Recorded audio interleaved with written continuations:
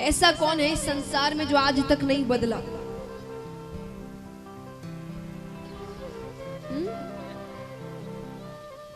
कौन है?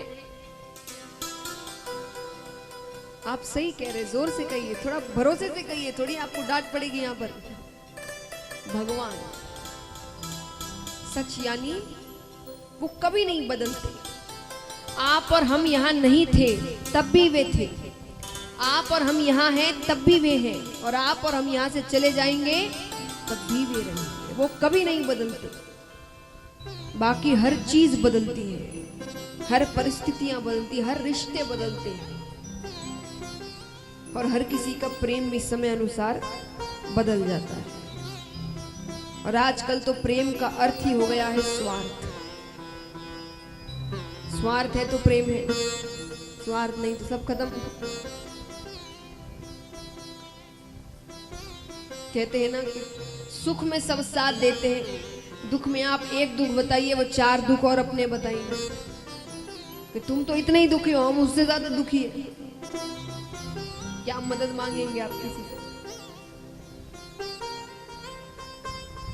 तो क्योंकि स्वार्थ नहीं है, अब वो काम नहीं कर रहा, वो दुखी है, उससे मांगना नहीं, इनको दुखी तो छोड़ो, किसी से लेना देना नहीं रखना। तो संसार सच नहीं है।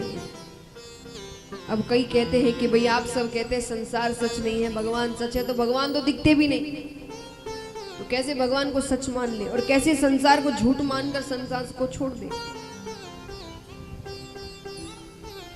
तो एक बात बताइए, अगर आप सच की परिभाषा पर जाते हैं कि जो कभी बदले ना, तो संसार ऐसा है?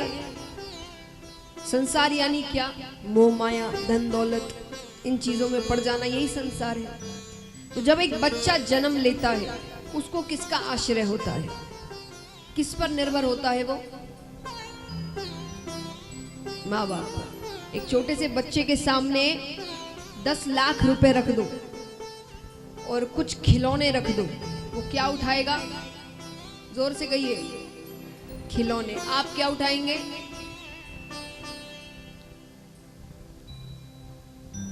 बदल गया आश्रय, है ना? कुछ सालों में ही बदल गया आश्रय। तो बचपन में माता पिता, खिलौने, खेल कूद हमारा आश्रय था। बड़े हुए तो पढ़ाई आश्रय हो गया। कुछ उस उम्र में पैसे इतना नहीं सोचता, पढ़ाई कर रहे हैं, पढ़ाई आश्रय हो गया। फिर और जवानी आती है, धन आश्रय हो जाता है, धन कमाना है। फिर थोड़ी दूर जाते हैं तो अपना परिवार आश्रय हो जाता है। धन से ज्यादा अपना परिवार अच्छा लगता है कि जो कर रहे हैं उनके लिए कर रहे हैं। और बुढ़ापा आते आते तक अगर फिर कोई अंत समय में ये कहे कि तुम्हारे पास रहने के 10 दिन है, बस अब 10 दिन बाद, तो उस 10 दिन में तुम्हें या तो हम 1 करोड़ रुपए दे सकते हैं, या वो 10 दिन पूरी तरीके से परिवार के साथ रहने दे सकते हैं। क्या चुनोगे? परिवार। कितना आश्रय बदला। वही अगर जवानी के समय कोई 1 करोड़ रुपए दे दे, सब छोड़ छाड़ के निकल जाए। तो एक ही जीवन में कितनी बार आश्रय बदल गया हमारा। लेकिन जन्म लेने से मृत्यु तक एक ऐसा आश्रय बताइए जो नहीं बदला। हाँ, ईश्वर का। एक छोटे से बच्चे को हम सिखाते हैं हाथ जोड़ने के लिए, कहते हैं ना जय जय करो, तो वो हाथ जोड़ लेता है। और अंत में तो ऐसे ही भगवान का नाम लेते रहते हैं। तो जन्म से लेके मृत्यु तक एक ही ऐसा आश्रय था जो कभी नहीं बदला, वो था भगवान का आश्रय। तो संसार को सच नहीं मानने का अर्थ मैं आपसे ये नहीं कह रही वैराग्य ले लीजिए, नहीं। संसार में रहना है, परिवार में रहना है, व्यापार करना है, धन कमाना है, लेकिन ये जानते हुए कि ये सब सच नहीं है। क्योंकि इनके चक्कर में अगर पढ़ते पढ़ते भगवान को भूल जाओगे, मतलब उसको सच मान चुके। और ये सब करते करते भी भगवान में आस्था रहेगी तो ये पता होगा कि ये सब सच नहीं है। ये तो संसार में रह रहे हैं, तो जीवन चलाने के लिए करना ही पड़ेगा। अब परिवार है तो धन नहीं कमाओगे तो परिवार चलेगा कैसे? तो भगवान को भूलना नहीं है, वो आस्था नहीं खत्म करनी है। तो सच यानी भगवान, आनंद यानी हम आनंद को बाहर खोजने की कोशिश करते हैं। यहाँ चले जाएंगे तो बड़ा आनंद आ जाएगा, ये सुन लेंगे तो बड़ा आनंद आ जाएगा, वो देख लेंगे तो बड़ा आनंद आ जाएगा, पर ये कुछ समय के आनंद होते हैं। यानी आनंद के लिए हम किसी और पर निर्भर हैं। ऐसा क्यों होता है कि पहाड़ों पर बैठे जो वैरागी है वो सबसे दूर है, फिर भी आनंद में है, उन्हें किसी की जरूरत नहीं। क्यों? क्योंकि उन्होंने अपने अंदर के आनंद को पहचाना। उन्हें सुखी रहने के लिए किसी और की जरूरत नहीं है, हमें है। हमने तो अपने दुख सुख का रिमोट किसी और के हाथ में देकर रखा है और वो मन चाहे जैसे उसका इस्तेमाल करता है। किसी दिन बाहर जाना है, घर से खूब अच्छे से तैयार हुए हैं, नए नए कपड़े पहने हैं, गहने पहने हैं, सजे सवरे हैं, खूब तैयार होकर खुद को कांच में देखकर बड़े प्रसन्न हो रहे हैं, बड़े सुंदर लग रहे हैं। घर से बाहर कदम रखा के पड़ोस वाले ने ही कह दिया बिल्कुल अच्छा नहीं लगता, क्या पहना है, सारी खुशी खत्म, है ना। भले ही खुद ने 10 बार खुद को देख लिया है, अच्छा लग रहा है, लेकिन बाहर वाले ने कह दिया अच्छा नहीं लग रहा तो सारी खुशी, और भले ही उसने ध्यान से देखा भी नहीं होगा। अर्थ क्या है? हमने अपनी खुशियों का रिमोट किसी और के हाथ में देकर रखा। तुम खेलो इससे, तुम जैसा करोगे हम वैसे ही। किसी ने आपको क्रोधित कर दिया, कुछ कहकर हम क्रोधित हो गए, चिल्लाने लग गए, खून किसका जला?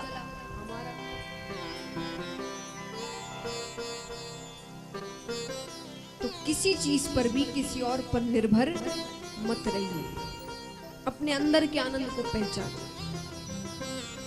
हम खुद खुश रह सकते हैं, सुखी रह सकते हैं, आनंद में रह सकते हैं। और तापत्रय विनाशाय श्री कृष्णाय वयम नुमः, 3 तरह के ताप होते हैं, दैहिक, दैविक और भौतिक। भगवान इन तीनों तरह के तापों से हमें मुक्त करते हैं। पर मुक्त कैसे करें? उनकी कृपा हम पर कैसे हो? भगवान को वश में कैसे करें? चलिए, भगवान तो बहुत बड़ी चीज हो गई, साधारण सा प्रश्न करती हूं मैं, किसी भी इंसान को अपने वश में कैसे करें, बताइए। और सांसारिक दिमाग से बताइए।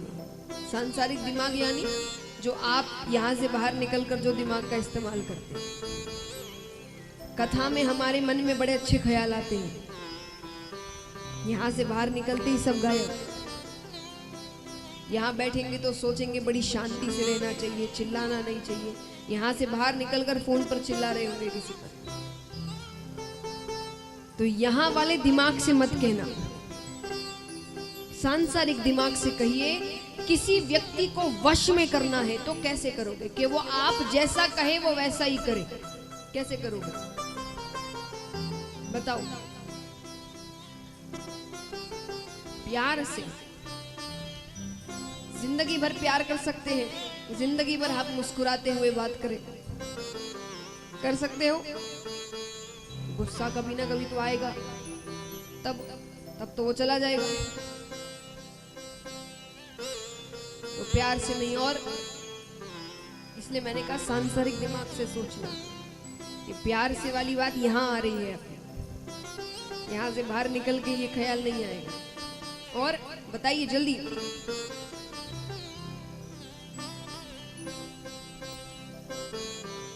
जोर से कहिए।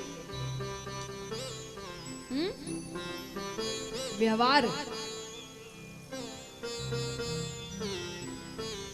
विश्वास, वश में कैसे हुआ वो व्यक्ति? आपको व्यक्ति को वश में करना है कि आप जैसा कहेंगे वो वैसा करेगा, उसे करना ही पड़ेगा वैसे।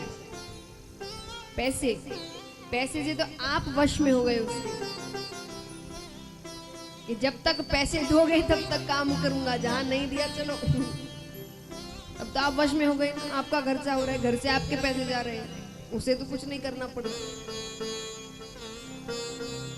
चलिए अब मैं बताती हूँ, इसलिए मैंने कहा प्रेम व्यवहार ये बातें कोई साधारण जीवन में करता नहीं है। अगर किसी व्यक्ति को वश में करना है तो उसकी कोई कमजोरी पकड़ लो, उसकी कोई कमजोरी पकड़ लो, तो जैसा कहोगे वो वैसा करेगा। सही बात है। अब भगवान को वश में करना है तो भगवान की कमजोरी क्या है? वो तो सर्वशक्तिमान है, लेकिन भगवान की भी एक कमजोरी है कि वो भक्त को रोते हुए नहीं देख सकते। भगवान भक्त को कभी रोते हुए नहीं देख सकते। रोना यानी सच्चे दिल से रोना।